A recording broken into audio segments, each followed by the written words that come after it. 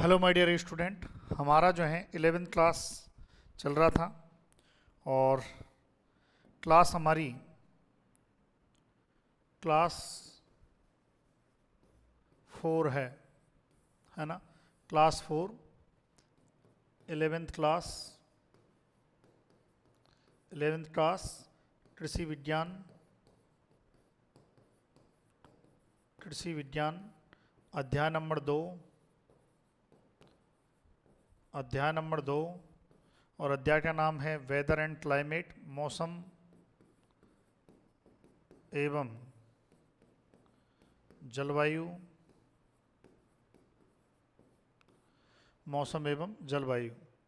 Clear है, ये हमारा चैप्टर है जो चल रहा है, जिसमें हम आगे बढ़ते हैं। तापमान का कृषि पर प्रभाव। इससे पहले हमने देख लिया था कंटेंट। भाई तापमान का किस प्रकार से जो है प्रभाव पड़ता है वो हम देखते हैं। कृषि का प्रत्येक कार्य तापक्रम से प्रभावित होता है। कृषि में बीज अंकुरण से, ये याद रखना है, बीज अंकुरण से लेकर फसल कटाई, ढाई, ओसाई, भंडारण तक उचित तापक्रम की आवश्यकता होती है ना। कटाई करना, ढाई करना, ओसाई करना मतलब दाना निकालना, ये भंडारण करना, ये सब जो है तापक्रम की आवश्यकता होती है।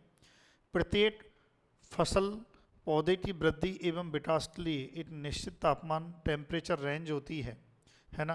कोई भी फसल है उसकी वृद्धि के लिए एक निश्चित तापमान, जैसे लास्ट क्लास में मैंने आपको बताया था कि न्यूनतम तापमान किसी फसल के लिए, शीतकालीन फसलों के लिए, ग्रीष्मकालीन फसलों के लिए न्यूनतम तापमान, इष्टतम तापमान, अधिकतम तापमान। तो तापमान कहीं ना कहीं प्रभावित करता है।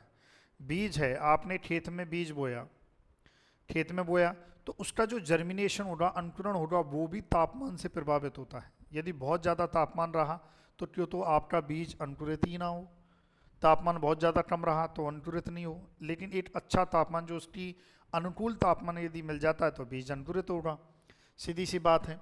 तो तापमान का सीधा सीधा प्रभाव है।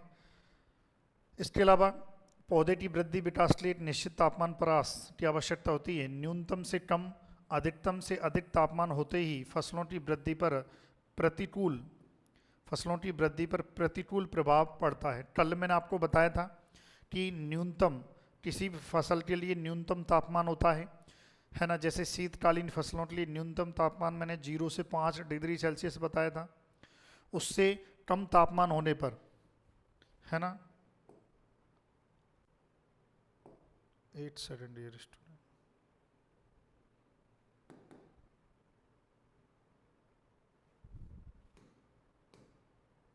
हाँ, उससे कम तापमान होने पर मैंने आपको बताया था कि जो फसल है उनकी वृद्धि रुक जाती है, फसलों की वृद्धि अवरुद्ध हो जाती है। यही बात इसमें फिर से बोली गई है। 1 मिनट डियर स्टूडेंट, क्लियर है। उसके बाद देखिए, न्यूनतम और अधिकतम तापमान के मध्य तापमान जिस पर पौधों की वृद्धि अधिकतम होती है इष्टतम तापमान कहते हैं। यहाँ से भी आपका प्रश्न बन सकता है, आपका प्रश्न हो सकता है कि इष्टतम तापमान किसे कहते हैं। आपके जेट एग्जाम में क्वेश्चन बन गया कि न्यूनतम और अधिकतम तापमान के मध्य तापमान जिस पर पौधों की वृद्धि अधिकतम होती है उसे हम क्या कहते हैं, ऑप्टिमम टेम्परेचर कहते हैं। इन न्यूनतम, इष्टतम और अधिकतम तापमान बिंदुओं को आधारभूत वृद्धि बिंदु कहते हैं। यहाँ से भी क्वेश्चन बन सकता है, वेरी इंपॉर्टेंट। आपसे कोई प्रश्न बन सकता है कि आधारभूत वृद्धि बिंदु किन्हें कहा जाता है। तो याद रखना है, जो अधिकतम, किसी फसल के लिए अधिकतम, न्यूनतम, इष्टतम तापमान के ये जो बिंदु होते हैं इन्हें क्या कहा जाता है, आधारभूत वृद्धि बिंदु कहा जाता है। ऑप्टिमम टेम्परेचर किसे कहते हैं, ये आपसे पूछा जा सकता है। तो इस प्रकार से देखो, आप यहाँ पर 2 प्रश्न बन गए, है ना। अगर ऑब्जेक्टिव में देखें या जेट के एग्जाम के पॉइंट ऑफ व्यू से देखें तो याद रखना है यहाँ पर 2 प्रश्न बनते हैं, है ना। चलिए, तो ये आप स्क्रीनशॉट ले लें और आप हमारे व्हाट्सएप ग्रुप में ज़रूर जुड़ें। कोई भी विद्यार्थी नया है तो इस नंबर पर आप मैसेज करें। यदि आप 11th में हैं तो 11th क्लास आप हमें व्हाट्सएप पर लिख के भेजें ताकि हम आपको व्हाट्सएप ग्रुप में जोड़ सकें। क्लियर है। तो तापमान का मैंने आपको प्रभाव बताया। अब देखते हैं इसमें आगे और क्या है। वायुमंडलीय तापमान निम्न प्रकार से पौधों की वृद्धि को प्रभावित करता है ना। वायुमंडलीय तापमान निम्न प्रकार से, अब इसमें जैसे सबसे पहला है जैविक क्रियाएं, कि भाई जो पौधा है, जो फसल है, उसकी जैविक क्रियाओं पर क्या प्रभाव पड़ेगा। तो मैंने अभी आपको बताया था कि किसी फसल के लिए एक न्यूनतम तापमान होता है, एक इष्टतम तापमान होता है, एक अधिकतम तापमान होता है। यदि न्यूनतम से कम चला जाएगा तापमान तो फसल की जैविक क्रियाएं क्या होती हैं, अवरुद्ध हो जाती हैं, कम हो जाती हैं। यही बात इसमें बोली गई है लाडलो, है ना भाई। क्वालिटी सही दिख रही है, क्लियरिटी है, चलिए कोई ना। देखिए सामान्यतः एक निश्चित सीमा तक तापमान बढ़ने के साथ जैविक क्रियाओं की गति भी बढ़ती है और इन परास में तापमान में प्रति 10 डिग्री सेल्सियस की बढ़ोतरी के साथ जैविक क्रियाओं की गति दोगुनी हो जाती है। इसे तापमान गुणांक कहते हैं, Q10 कहते हैं। ये और भी ज़्यादा वेरी वेरी इंपॉर्टेंट है, वेरी इंपॉर्टेंट प्रश्न है भाई, यहाँ से आपके एग्जाम में बनेगा, ये ध्यान रखें, है ना। शानदार वाला जो है यहाँ से प्रश्न बनता है, आपसे पूछा जा सकता है कि टेम्परेचर क्यूशेंट क्या होता है। आपसे एक प्रश्न क्या बनेगा, टेम्परेचर क्यूशेंट क्या होता है। तो मैं सिंपल सी बात बता दूं, वायुमंडल का जो तापमान है यदि वो 10 डिग्री सेल्सियस बढ़ जाता है, कितना बढ़ जाता है, 10 डिग्री सेल्सियस यदि बढ़ता है, तो जो जैविक क्रियाएं होती हैं, जो पौधे की और फसल की जो जैविक क्रियाएं होती हैं वो दोगुनी हो जाती हैं। यदि जैविक क्रियाएं हो रही हैं 1000, तो 10 डिग्री सेल्सियस बढ़ने पर, कितना बढ़ने पर, 10 डिग्री सेल्सियस बढ़ने पर, तो ये जैविक क्रियाएं जस्ट इनका क्या हो जाएंगी, दोगुना हो जाएंगी, यानी कि 2000 ऐसे मान लो। तो यही क्या कहलाता है, टेम्परेचर क्यूशेंट, तापमान गुणांक कहलाता है। तो आपसे पूछा जा सकता है तापमान गुणांक क्या होता है। तो ये आपको याद रखना है कि तापमान में प्रति 10 डिग्री सेल्सियस की बढ़ोतरी के साथ जैविक क्रियाओं की गति दोगुनी हो जाती है, उसे हम टेम्परेचर क्यूशेंट कहते हैं। क्वेश्चन ऐसे भी बन सकता है कि तापमान परास, जो तापमान गुणांक जो रहता है उस पर जैविक क्रियाओं की गति कितनी हो जाती है, 2 गुना 3 गुना दोगुनी हो जाती है। एक सीमा बाद, देखिए यहाँ पर एक लिमिटेशन भी दी है, एक सीमा बाद तापमान बढ़ने के साथ वृद्धि क्रियाओं की गति कम हो जाती है।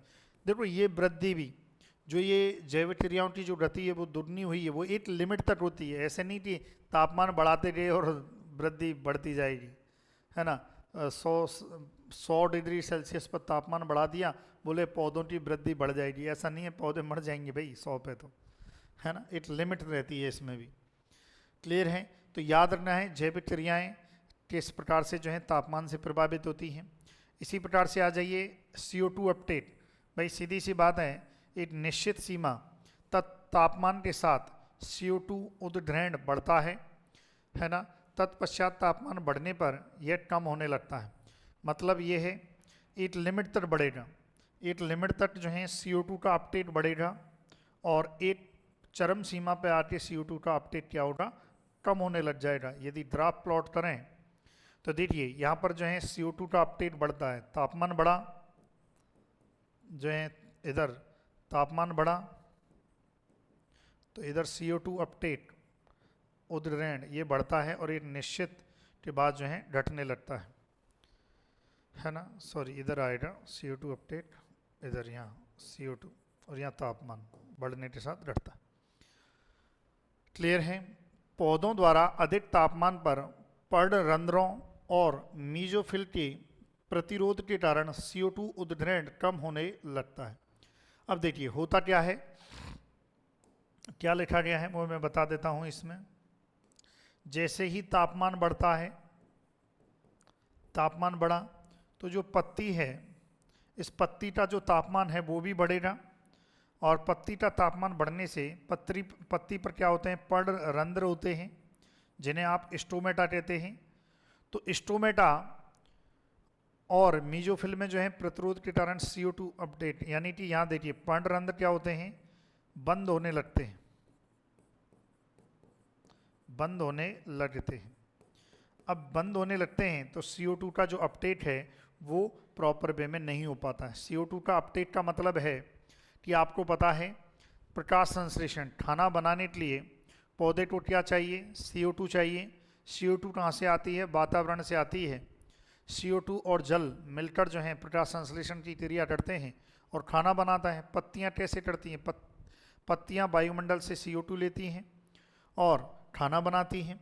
तो यही बात इसमें बोली गई है कि भाई तापमान यदि बढ़ जाएगा, तापमान यदि बढ़ जाएगा तो पत्तियों पर जो पर्णरंध्र हैं वो बंद होने लगते हैं, और बंद होने लगते हैं तो भाई सीधी सी बात है, जब रंध्र बंद होने लगेंगे तो क्या वो CO2 को अंदर लेंगे, नहीं ले सकते हैं। तो यही बात बोली गई है कि तापमान बढ़ने पर जो CO2 उद्ग्रहण है, जो पौधे की जो पत्तियां, जो पर्णरंध्र जो CO2 को लेते हैं, उनका उद्ग्रहण लेने की जो क्षमता है वो कम हो जाती है। क्यों, क्योंकि तापमान बढ़ने से पर्णरंध्र बंद होने लगते हैं। क्लियर है, ये ध्यान रखना है। तो बहुत अच्छी बातें इसमें बोली गई हैं। आपसे जैसे प्रश्न बन गया कि बताइए तापमान बढ़ने से क्या होगा, आपको ऑप्शन में दे दिया कि पत्तियों के पर्णरंध्र स्टोमेटा बंद होने लगते हैं। क्या ये कथन सही है, तो सही है। क्लियर है, तो ये आपको याद रखना है। चलिए भाई आगे बढ़ते हैं। फिर आते हैं एंजाइम एक्टिविटीज़, है ना। एंजाइम एक्टिविटीज़ कार्बन यौगिकों के अपघटन में महत्वपूर्ण किण्वकों की सक्रियता तापमान बढ़ने के साथ बढ़ती है। देखिए ये भी एक अच्छी बात है। आपसे प्रश्न बन सकता है कि तापमान बढ़ने से जो एंजाइम होते हैं, जो एंजाइम की क्रियाएं होती है वो क्या होती हैं, वो भी बढ़ती हैं, है ना। तापमान बढ़ने से क्या होता है, एंजाइम की जो क्रियाएं होती हैं वो भी बढ़ती हैं। तो ये भी याद रखना है। तापमान बढ़ा तो पौधे में जो एंजाइमेटिक क्रिया होती हैं वो भी क्या होती हैं प्यारे विद्यार्थियों, बढ़ने लगती हैं। क्लियर है भाई यहाँ तक, तो इस बात का भी आप ध्यान रखें। ये आपसे पूछा जा सकता है भाई कि वायुमंडलीय तापमान का पौधों की वृद्धि पर प्रभाव पर प्रकाश डालिए। इधर आपके 11वीं क्लास में प्रश्न बना तो ऐसे बन सकता है। फिर आते हैं प्रकाश संश्लेषण की दर। तो आप खुद सोचिए प्रकाश संश्लेषण की दर पर क्या प्रभाव पड़ेगा। अभी जस्ट मैंने आपको बताया था कि तापमान बढ़ेगा तो पत्तियों में जो पर्णरंध्र हैं, स्टोमेटा हैं, वो बंद होना प्रारंभ हो जाएंगे। तो प्रकाश संश्लेषण की जो दर है वो भी क्या होगी, कम हो जाएगी।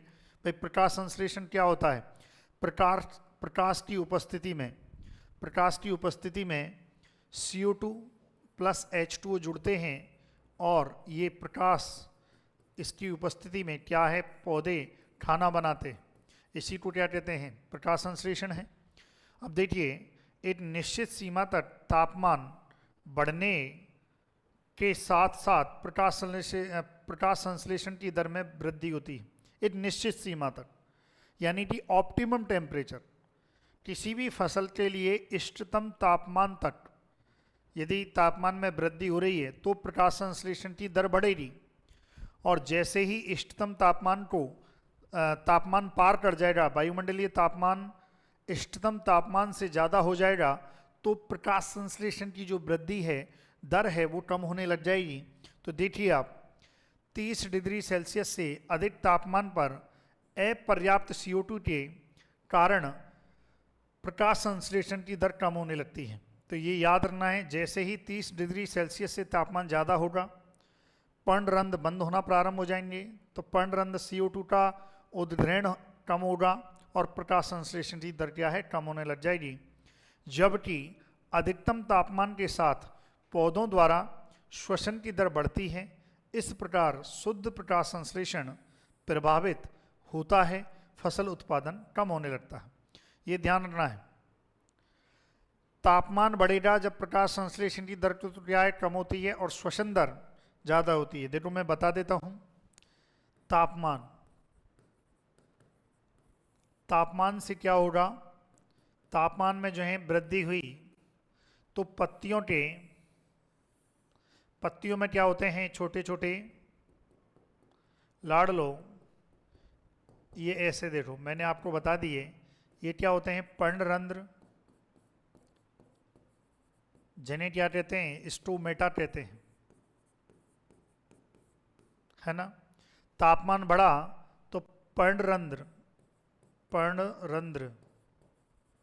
क्या होते हैं, बंद होना प्रारंभ, बंद होना प्रारंभ। अब मुझे बताइए, पर्णरंध्र से पर्णरंध्र, पर्णरंध्र का क्या काम है? इनका जो कार्य है CO2 एंड O2 का आदान प्रदान,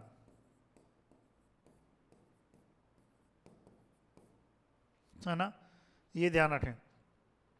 तो पर्णरंध्र जब बंद होने प्रारंभ हो जाते हैं तो प्यारे विद्यार्थियों, इससे क्या होगा? सीधी सी बात है, CO2 उद्ग्रहण, CO2 उद्ग्रहण क्या होगा? कम होगा। इसके अलावा CO2 जब उद्ग्रहण कम होगा तो प्रकाश संश्लेषण की दर, इष्टतम तापमान से यदि तापमान ज़्यादा जाता है तो प्रकाश संश्लेषण की दर क्या होती है? वो भी कम होती है, और श्वसन दर जरूर बढ़ती है ना। पौधे की जो श्वसन दर है, श्वसन दर बढ़ती है। तो ये देखो, ये सारी चीज़ें मैंने आपको समराइज करके बता दिया, है ना। चलिए, ये ध्यान रखना है। और मैंने बताया था Q10 तापमान गुणांक क्या होता है? 10 डिग्री सेल्सियस में बढ़ोतरी से क्या होगा? जैविक क्रियाएं, जैविक क्रियाएं कितने गुना? 2 गुनी हो जाती है। क्लियर है? लो, और बता दिया, है ना।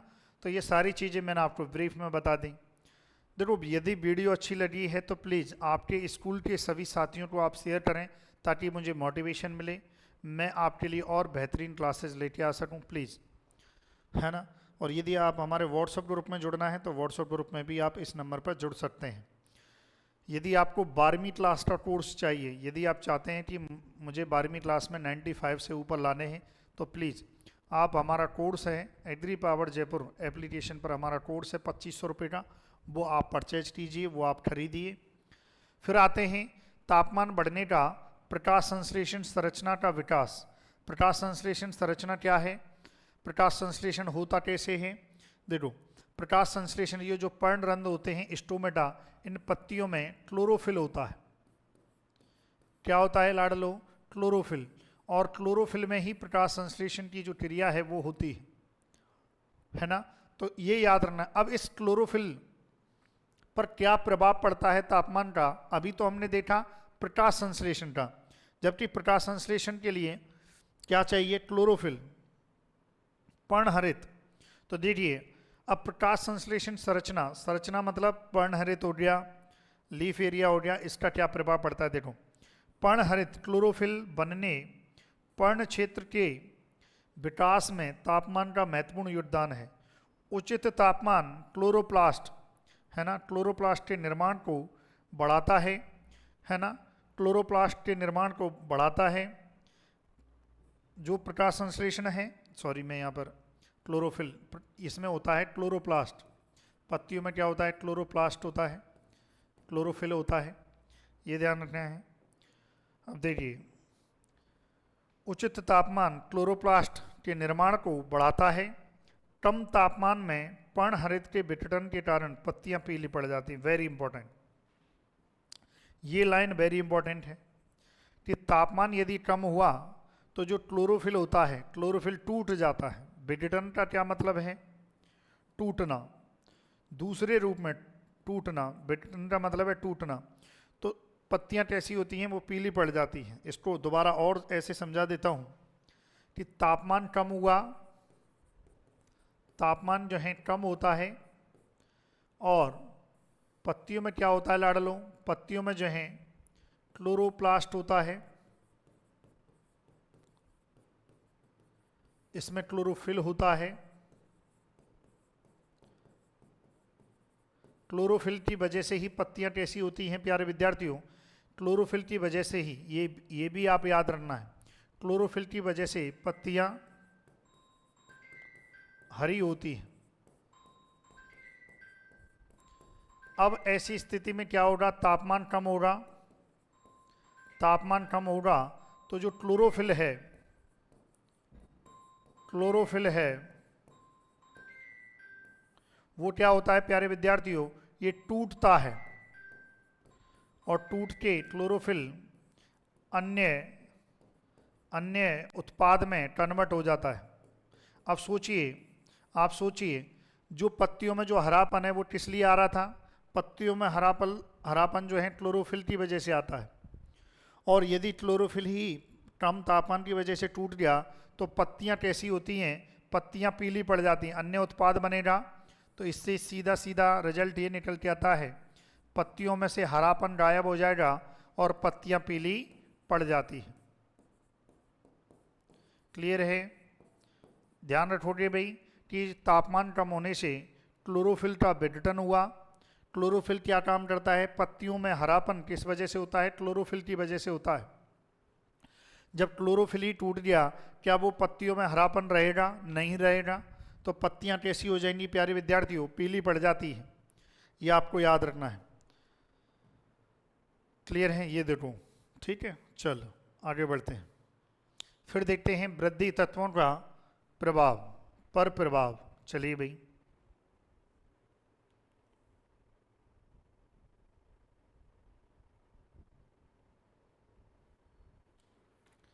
आगे बढ़ते हैं।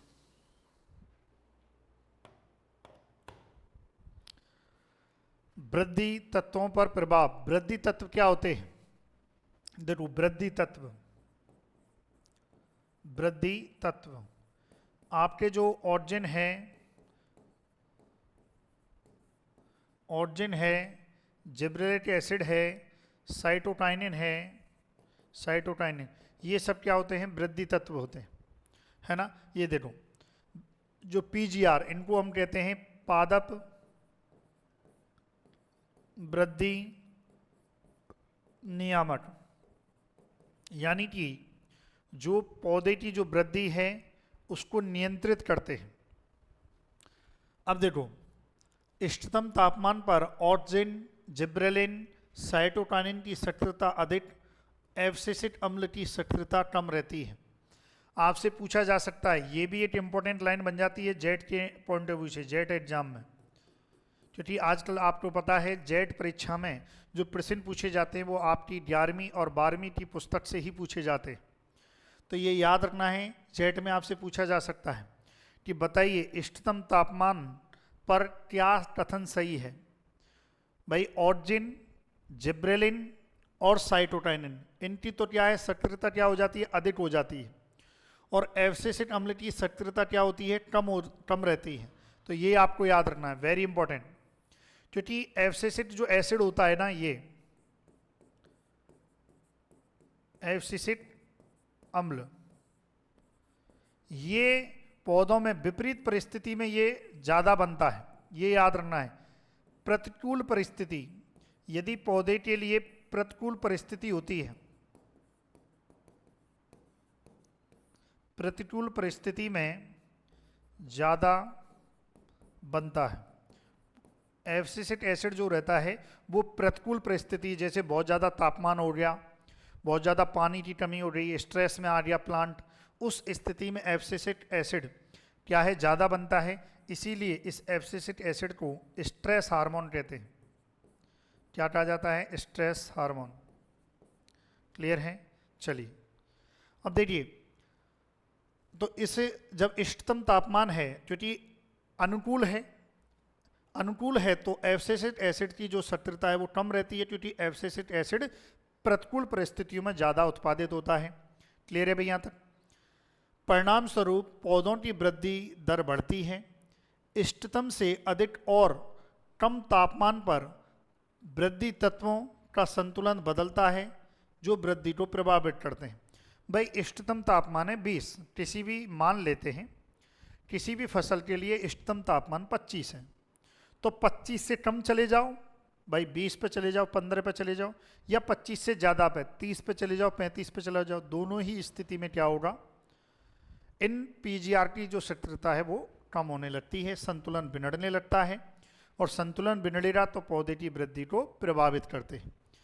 जिब्रेलिक एसिड के प्रयोग से अधिक तापमान की बाध्यकारी प्रभाव दूर होकर वृद्धि दर बढ़ती है। ये भी आपको याद रखना है ना। यदि तापमान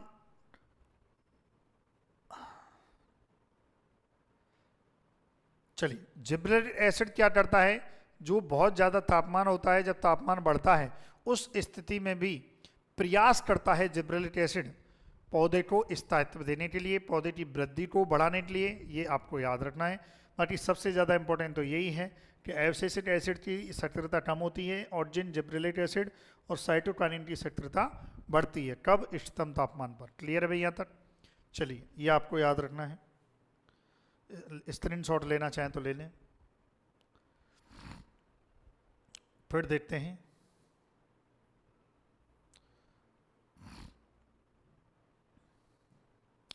विकास पर प्रभाव, है ना भाई। डेवलपमेंट पर क्या प्रभाव पड़ता है? विकास का मतलब है पौधे का जर्मिनेशन, फिर पौधा बढ़ेगा, है ना, उस पर क्या प्रभाव पड़ता है। चलिए, विकास पर प्रभाव, पौधों की विकास दर जैसे जर्मिनेशन, लीफ इनिशिएशन, टिलरिंग, पुष्पन, बाल निकलना, दाना भरना पर तापमान का बृहत्तर प्रभाव पड़ता है। ये विकास है सब भाई, फुटान होना, ये सब डेवलपमेंट की अवस्था होती है, इन पर कहीं ना कहीं प्रभाव पड़ता है। देखो, कम तापमान पर अंकुरण में इष्टतम तापमान की तुलना में अधिक समय लगता है। भाई, इष्टतम तापमान पर तो अंकुरण अच्छा होगा, लेकिन यदि तापमान कम है तो अंकुरण में थोड़ा समय लगेगा। खरीफ फसलों में अंकुरण हेतु 28 से 35 डिग्री सेल्सियस तापमान अनुकूल रहता है। बेसिक बात है, याद रख लेना। बहुत अधिक या बहुत कम तापमान पर कुछ पौधों में अंकुरण नहीं होता है। गेहूं में कल्ले फूटने की अवस्था पर 16 डिग्री सेल्सियस से 20 डिग्री सेल्सियस तापमान उपयुक्त रहता है। ये भी लाइन याद रख लेना, ये डायरेक्ट आपसे एग्जाम में पूछी जा सकती है कि जो अंकुरण होता है जब कल्ले फूटते हैं उस अवस्था, उस पर कितना तापमान उचित रहता है, तो 16 से 20 डिग्री सेल्सियस तापमान क्या रहता है, उपयुक्त रहता है। इससे अधिक तापमान फुटान की प्रक्रिया पर विपरीत प्रभाव डालता है, ये आपको याद रखना है। यदि इससे ज़्यादा तापमान हो जाए, भाई 20 से ज़्यादा हो गया, 30 डिग्री सेल्सियस हो गया, 25 डिग्री सेल्सियस हो गया, तो गेहूं में फुटान नहीं होगा प्रॉपर वे में, टिलरिंग नहीं होगी प्रॉपर वे में, गेहूं की वृद्धि नहीं होगी। तो ये बेसिक बात है ना। विकास पर प्रभाव, विकास मतलब पौधे की वृद्धि अवस्था, जर्मिनेशन होगा, पौधा वृद्धि करेगा, फूल भी आएंगे, दाना भी बनेगा, ये सब क्या है, वृद्धि अवस्था होती है, बाली निकलेगी इन पर। फिर आते हैं कीट एवं रोगों का प्रकोप। पौधों की शस्य वृद्धि काल में अनुकूल तापमान रहने व तेज धूप के प्रभाव से फसलों पर रोग व कीटों का आक्रमण न्यूनतम रहता है। देखो, यदि तापमान अनुकूल है और मौसम साफ है, बढ़िया है, तेज धूप है, तो जो कीट होते हैं, रोग होते हैं, उनका प्रकोप कम होता है। लेकिन आप देखिए बरसात में कीट और रोगों का प्रकोप बहुत ज़्यादा होता है। क्लियर है? तो ये आपको याद रखना है, इसको आप नोट डाउन करें, लिखें भाई। फिर आगे बढ़ते हैं।